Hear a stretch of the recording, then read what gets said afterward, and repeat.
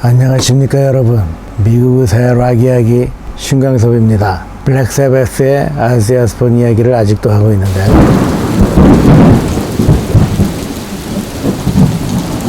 이 앨범 얼티밋 신 이후에 제이크 리가 밴드를 떠난 후에 오지 오스본의 활동이 잠시 소강 상태였습니다. 그 이유 중에 하나가 오지 오스본이 뜻하지 않았던 성사에 휩싸였기 때문이죠. 그 이야기는 잠시 뒤로 미루고요. 앨범 이야기부터 하겠습니다. 바로 이것, 트리뷰시죠.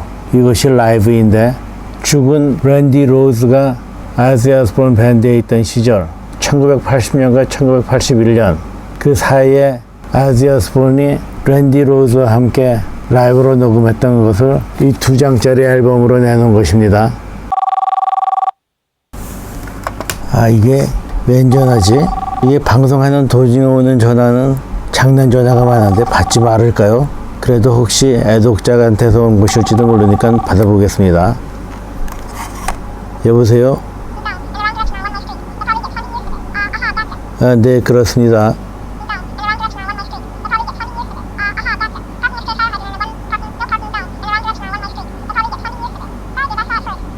제가 경제적 형편이 더 좋아졌다든지 불법 복사판을 소지해서는 안 되겠다는 등 그런 꼭 제가 철이 들어서는 아니고요.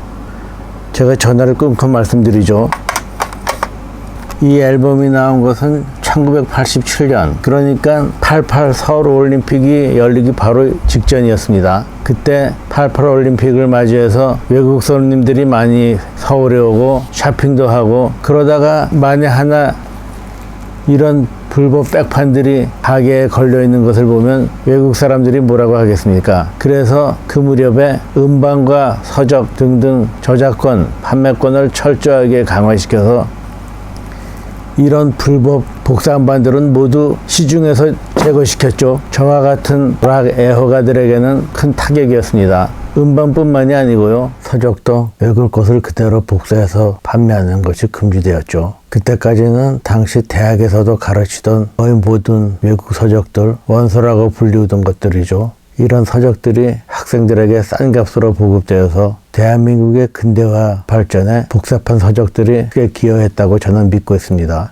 그 인쇄와 재본 기술이 원서에 못지않죠. 값은 10분의 1 정도고요. 외국 상표가 붙은 옷이나 신발 등등도 철저히 단속되었었는데, 그런 짝퉁들은 요즘 시중에서도 쉽게 접근할 수는 있죠. 87년, 88년 이때는 아직 제가 한국에 있을 때인데, 이런 레코드가 있다는 것도 저는 미국에 와서 알았고, 미국에 와서 원판들을 사게 됐습니다. 하여간 그건 여담이고요. 이 음반에 대해서 좀 더 소개를 해드리자면, 이것을 녹음했을 때는 오지 오스본이 앨범을 1개나 2개밖에 내놓지 않을 때라서 그때까지 나온 자기 노래로는 2시간짜리 콘서트 시간을 다 채우지 못하고, 이 2장짜리 앨범을 만들면서 오지의 블랙 사바스 시대의 노래들을 여러 개 했었죠. 그래서 여기에는 랜디 로즈의 기타 리프가 있는 블랙 사바스 노래들이 여기에 있습니다. 이것이 랜디 로즈가 죽은 지 5년 이후에 발표되었는데,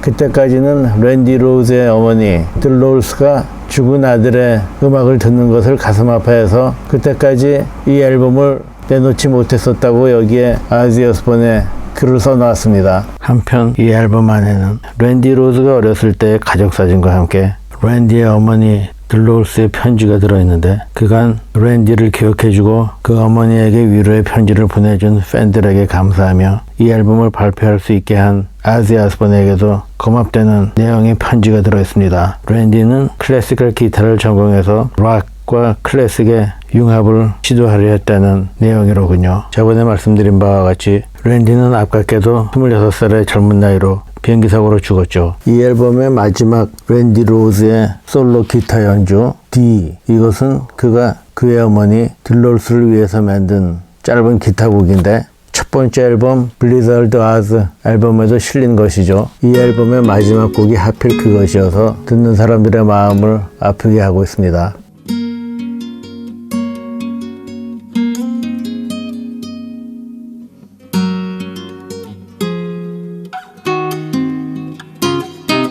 이 앨범에는 말이죠, 오지 오스본의 초기 밴드 멤버들, 베이시스트 밥 데이즐리와 드러머 리 컬슬레이의 연주가 있는데도 이 앨범 사진에는 밥 데이즐리와 리 컬슬레이의 사진은 하나도 나와 있지 않고 그 이름도 나와 있지 않고 아지와 랜디 그리고 82년 당시에 베이시스트 루디 살조와 드러머 타미 알드리치의 이름과 사진만 여기에 나와 있죠. 그것에 대해서 밥 데이즐리와 리 컬슬레이는 불만을 가지고 있었습니다. 87년에 스튜디오 앨범을 내놓지 못하고 이런 지나간 녹음의 라이브를 내놓은 이유는 말이죠. 아까 말씀드린 대로 아지 오스본이 반갑지 않은 민사소송거리가 걸려왔기 때문입니다. 아지 오스본의 첫 앨범 블리자드 오브 아즈에 있는 발라드 음악 수이사이드 솔루션 이 노래를 들으면서 어느 10대 소년이 자살을 했다 이겁니다. 따라서 그 부모와 변호사는 아지 오스본의 그 노래가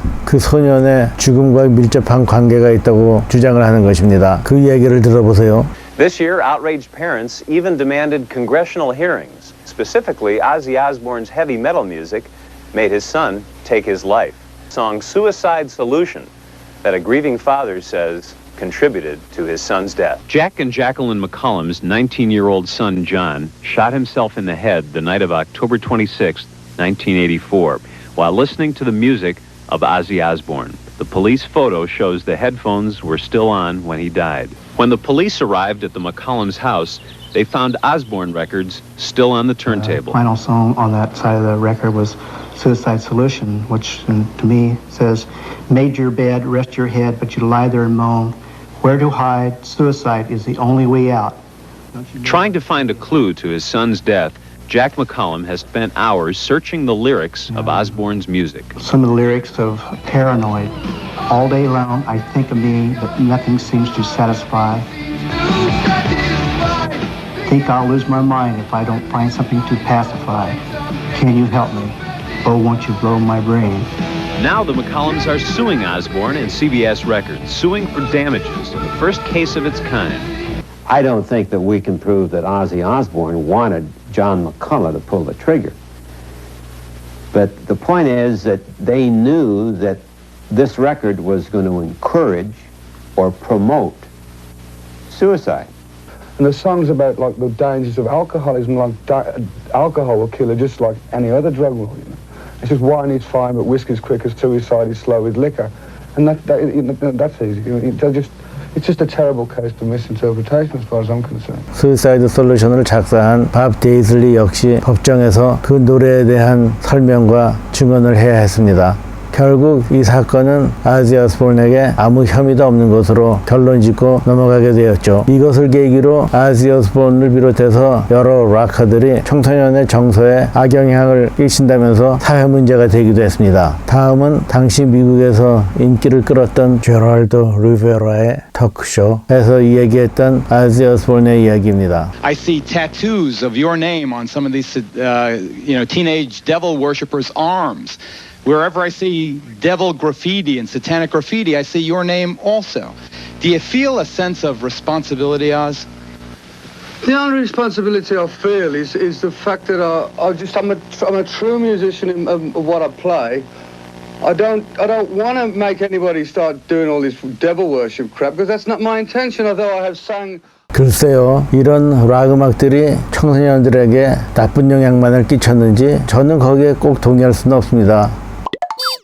혹시 제가 그 당시에 이런 하드락 말고 존 덴버, 카펜터스 등등만 듣고 자랐다면 제가 지금보다 좀 더 나은 사람이 되었을지 혹시 누가 압니까? 유명인, 연예인들에 관한 소문이나 기사거리는 좋은 내용이건 나쁜 내용이건 기사거리가 되는 것은 연예인들에게 꼭 나쁜 것만은 아닙니다. 공짜 선전이 되기 때문이죠. 사람들은 더욱 아지 오스본에게 호기심을 갖게 만들기도 했으니까요. 88년의 앨범 No Rest for the Wicked 이런 앨범이 나왔는지도 모르고 있다가 그 다음에 제가 미국에 와서 산 것이죠. 여기에 좋은 노래들이 꽤 있습니다. 이때가 처음 기타리스트 잭 와일드가 아지의 밴드에 합류했던 시간입니다. 이 앨범을 보면 모든 노래가 아지 아스본이 만든 것처럼 되어 있지만 사실은 밥 데이즐리가 거의 한 것이죠. 물론 기타 리프는 잭 와일드가 하고요. 그러니까 밥 데이즐리가 아지 아스본의 첫 앨범부터 No Rest for the Wicked까지 거의 모든 노래를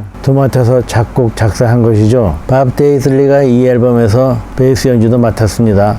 아지 오스본의 첫 앨범에서부터 이 앨범 직전까지 키보드를 담당했던 단 에어리는 밴드를 떠났고, 그 이후에 단 에어리는 솔로 활동을 하다가 전부터도 일해왔던 리치 블랙모어의 밴드 레인보우에 다시 들어가게 되죠. 단 에어리는 그 후 지금까지도 디퍼플 밴드에 있습니다. 새로운 키보디스트는 존 신클레어라는 사람인데, 그는 유라이어 힙, 카지 포웰의 솔로 밴드 등에서 역할했던 사람입니다. 또 하나 특이한 것이 이 앨범의 프로듀싱을 로이 토머스 베이커가 맡았습니다. 로이 토머스 베이커, 그가 누굽니까? 제가 퀸에 대해서 말씀드릴 때 소개해드린 프로듀서이죠. 퀸의 성공, 특히 그들의 노래 보헤미안 랩소디는 로이 토머스 베이커 없이는 불가능했던 일입니다. 로이 토머스 이외에 키스 올슨이라는 사람도 함께 프로듀싱을 했는데, 그 사람은 제임스 갱, 그레이트풀 데드, 산타나, 에머슨 레이크 앤 팔머, 배드 컴퍼니, 화이트 스네이크, 스콜피온스 등등 여러 밴드의 앨범 프로듀싱을 했던 사람이죠. 다음 영상을 보시면 말이죠, 21살의 앳된 잭 와일드를 아지 오스본이 소개합니다. Osborne,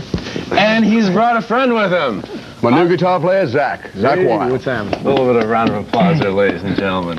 그 후 아지의 밴드에서 성장한 잭 와일드는 아직까지도 아지 오스본의 밴드에 있으며, 지금은 그 모습이 많이 변했죠. 산적 두목 같기도 하고요. 그는 그 나름대로 솔로 밴드 블랙 레이블 소사이어티, 그리고 잭 세베스라는 블랙 세베스 트리뷰트 밴드를 이끌면서 나름대로 성공적인 락커입니다. 2018년에 제가 잭 와일드가 연주하는 블랙 세베스 음악을 들을 기회가 있었는데, 그걸 제가 전화로 찍어서 유튜브에 올린 것을 요 아래 링크할 수 있도록 해놓았으니 그걸 참조하시기 바랍니다. 이 앨범의 첫 노래 The Miracle Man, 이것은 TV 설교 목사님 지미 스와걸트를 조롱하는 노래입니다. 수이사이드 솔루션에 관련해서 어느 소년이 자살한 사건을 가지고서 이 목사님은 TV 설교를 하면서 아지 오스본은 악마의 사신이라고 이야기하고, 그의 출연자들도 아지의 공연장에 와서 시위를 하곤 했습니다. 그런데 1987년 지미 스와걸트 목사님이 사창가에서 주기적으로 성매매를 한 것이 세상에 알려지면서 그는 성직자로서 견디기 힘든 추문에 휩싸인 것이죠. 미러클맨은 이 목사님을 조롱하는 노래인데, 이 앨범에서 가장 히트한 노래가 바로 이것입니다.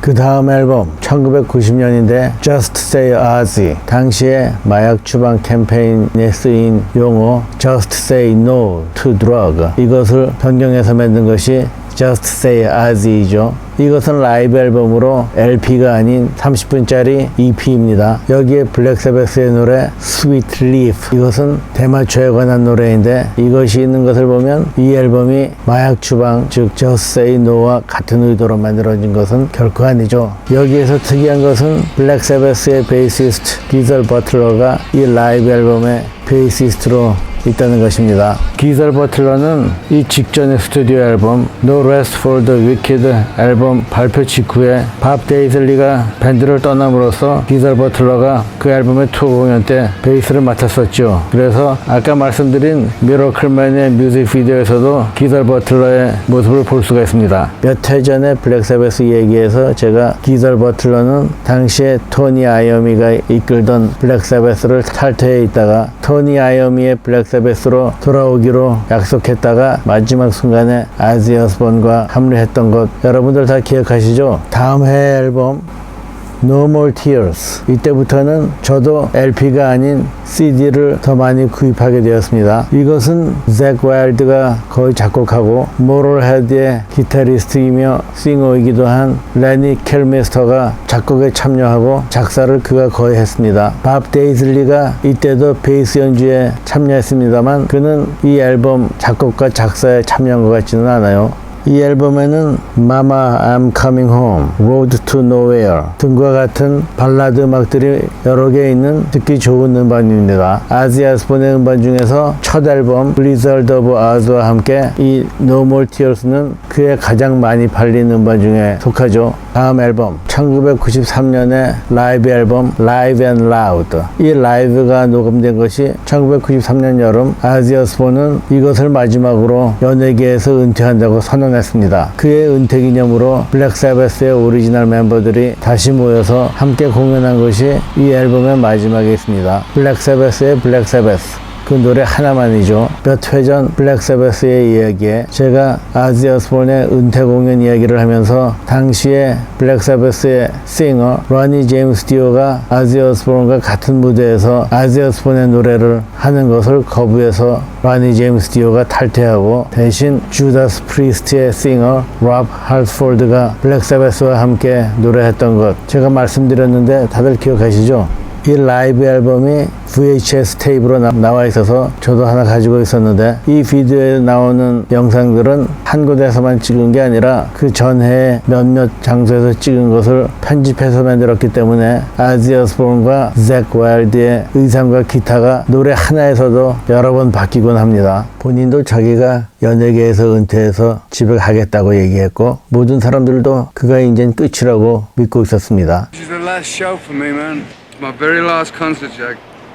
It's the end of the road, baby. I'm coming home. Really? Yeah, really. I'm coming home finally. Good. Then let's go home. All right, let's go. 그리고 나서 아지 오스본은 정말로 조용히 지내다가 2년 후에 또 다른 앨범 아즈모시스라는 앨범을 내놓게 되는데 그 이후의 이야기는 다음 편에 계속하기로 하죠. 또한 블랙 사바스 오리지널 멤버들의 리유니온에 대해서도 말씀드리겠습니다. 저도 그 리유니온 콘서트를 보러 갔었죠. 여러분 오늘도 감사합니다. 그럼 다음에 뵙겠습니다.